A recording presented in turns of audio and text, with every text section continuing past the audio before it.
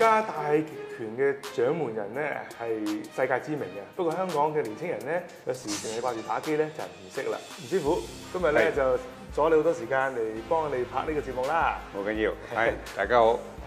咁吳師傅啊，我想問下呢個拳館其實好多年嘅。50幾年代已經開始啦，我係第5代。係咁第1、2、3、4之前咧，我哋都係主要係教拳為主嘅。係咁一代一代。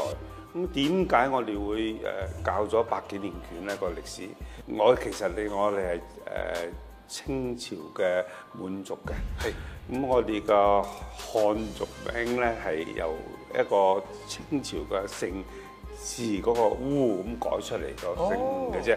咁點解我哋有機會玩到太極拳咧？因為我哋祖先係正黃旗。咁喺公朝入邊咧，有一個所謂privilege 去俾佢學太極拳。咁學咗太極拳之後，清末之後咧，同埋楊氏啲師傅一齊咧，以教拳為生啦。因為冇官做啦嘛，咁喺市面上咧就成為咗一個喺個精武體育館入邊咧發揚我哋嘅太極拳啦。咁有一段歷史咧，我可以好快咁提一提，就係喺50年前咧，喺澳門有一段叫做吳陳比武啊。我阿爺吳公義，佢嗰時係53歲，同一個年輕啲嘅武師係32歲，係另外一個外交館派嘅。咁因為香港唔可以比武喎，咁為賑災啊，為籌款啦，就俾搞咗一個慈善比賽啦。當年叫做吳陳比武，就喺澳門。嗰個結果咧當和啦，咁啊和咗之後咧，嗰個 objective 都攞到啦，捐到錢啦，籌到錢啦。咁之後咧，就係因為嗰場比賽，就連金庸先生咧都開始寫武術小説啦。咁啊，將嗰個武術潮咧提升咗。咁講起武術咧，我哋一定要多謝李小龍先生。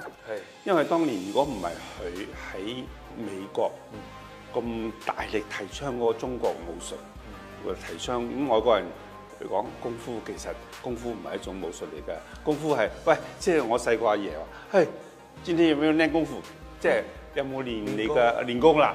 咁就將嗰個功夫 label 咗去，將我哋中國嘅國粹喺北美洲大大咁提升，咁個個都對我哋嗰個中國嘅武林又多啲認識啦。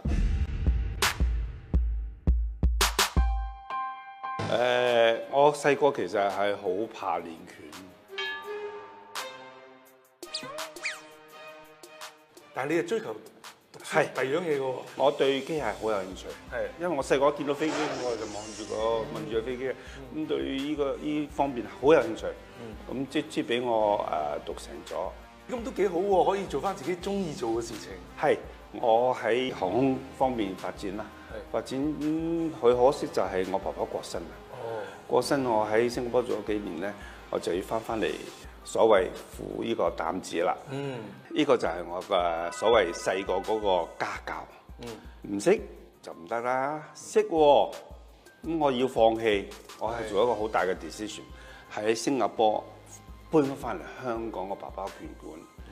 咁翻嚟之後咧，咁我有少少自己嘅構思。咁我係咪一世做功夫佬咧？係唔係咁先咧？咁我亦都有自己追求，有自己理想嘅。唔係，其實咧，我學咗嗰啲飛機工程師嘅所謂 management 啊，個 logic 啊，我將佢放咗入太極拳，解釋俾新一代嘅人識。點解我喐你會飛咗去咧？或者你喐我，點解我可以連消帶打咧？我太極拳包含力學噶嘛，哲學啊嘛，心理學啊嘛，我就將佢擺咗喺一個好有 formula， 將自己有一個 plan， 將佢點樣去將太極拳發揚光大。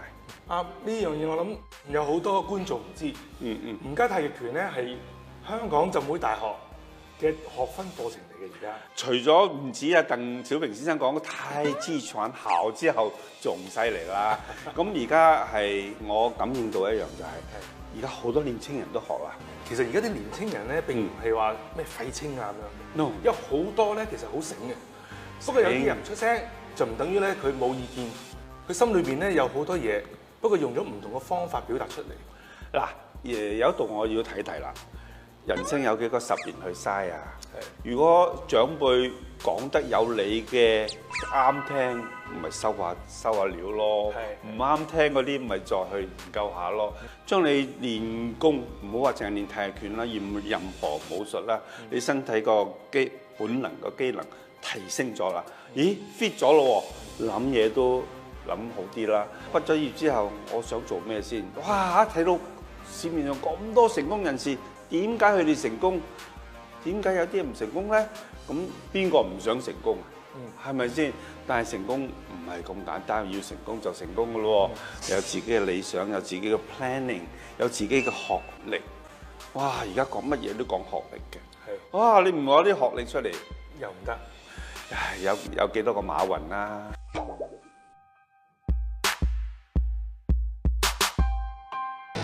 我哋仲係講緊呢個學武術啊，各方面嘅嘢，掌握到嘅嘢其實同佢成功好似冇關係咁樣喎，係嘛？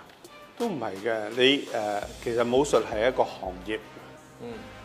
我哋中國人講句創業容易守業難。咁你點樣去守咧？點樣將佢再提升高級啲咧？如果冇事業嘅，點樣創造自己事業？都係靠自己嗰個追求嘅理想。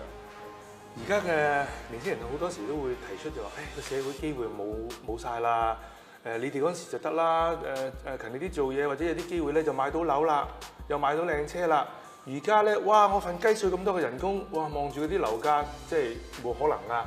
咁都唔係嘅，你即係個香港個個都係億萬富翁咩？我今日買唔到啫，我10年後買唔到咩？我或者10年後又有啲轉變，邊個知道啫？自己向自己嗰個要求去進軍，做得幾多咪做幾多咯。咁多年以嚟接觸唔同地方嘅年青人，因為佢哋嚟學習，佢哋同香港嘅年青人嚟學習個態度會唔會有唔同？嗱，嗰邊嘅主流社會係外籍人士，咁佢哋嘅諗法當然同亞洲人諗法唔同啦。